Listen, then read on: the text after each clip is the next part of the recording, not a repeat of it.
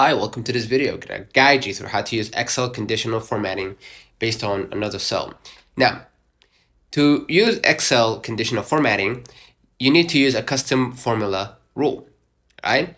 Highlight your target range and select conditional formatting, new rule, and then use a formula to determine which cells to format. Step 1, the formula must evaluate to either true or false. Excel will apply your chosen formatting to every cell in the selected range where the formula is true. For example, if you want to format to entirely, right, when the status in column, for example, C, right, is completed, select A to by D20. Let me type it here.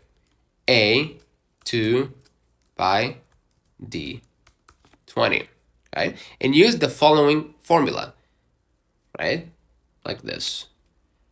Equals little $sign C2 equals open quote completed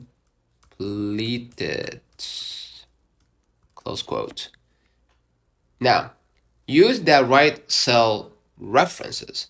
When building formulas across multiple rows or columns, locking the reference correctly with a $sign is crucial, right? So, for example, fixed column change a row, right, for equals C2 equals $sign C2 locks the formula to check only column C, but allows the row number to adjust as Excel evaluates down your selection. This is the most common setup, right?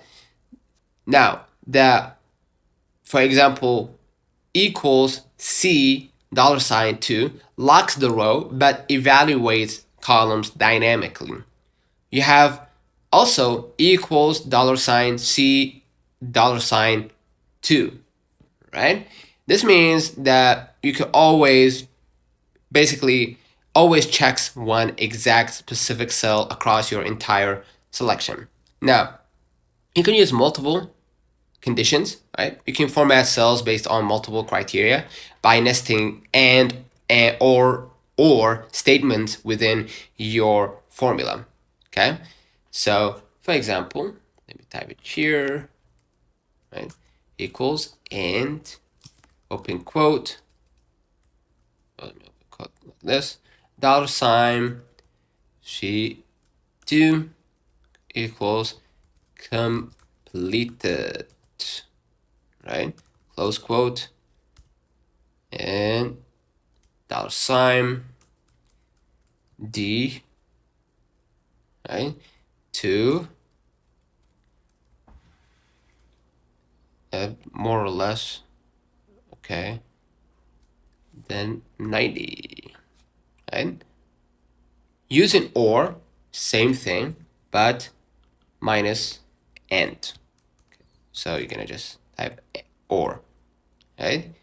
So again, or C2 or $sign C2 completed, right?